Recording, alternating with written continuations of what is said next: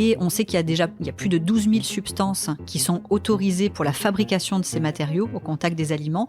Pour plus de 4 000 de ces substances, on sait qu'il y a des preuves de migration dans les aliments. Et ce qui contamine aussi les aliments, c'est les emballages dans lesquels ils sont entreposés, contenus. Oui, on a finalement les aliments, dès qu'ils sont produits, consommés, cuisinés, etc., sont au contact de matériaux qui peuvent être beaucoup donc des matériaux plastiques, mais aussi du carton, du bois, des métaux, etc.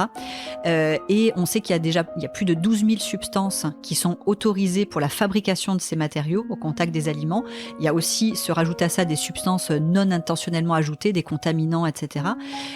Pour plus de 4 000 de ces substances, on sait qu'il y a des preuves de migration dans les aliments. Et pour plusieurs centaines d'entre elles, il y a des preuves c'est passé dans le corps humain puisqu'on les retrouve dans les biofluides, dans le sang, dans les urines. Et donc pour certaines de ces substances, donc par exemple il y a les PFAS qui sont là en ce moment discutées à l'Assemblée, donc pour lesquelles quand même les preuves s'accumulent de leur dangerosité vraiment de manière importante et qui pour l'instant sont encore autorisées. Donc là, on espère quand même que tout ça va peser et qu'il va y avoir une interdiction de ces substances-là, mais il en reste 12 000 autres et quelques à étudier.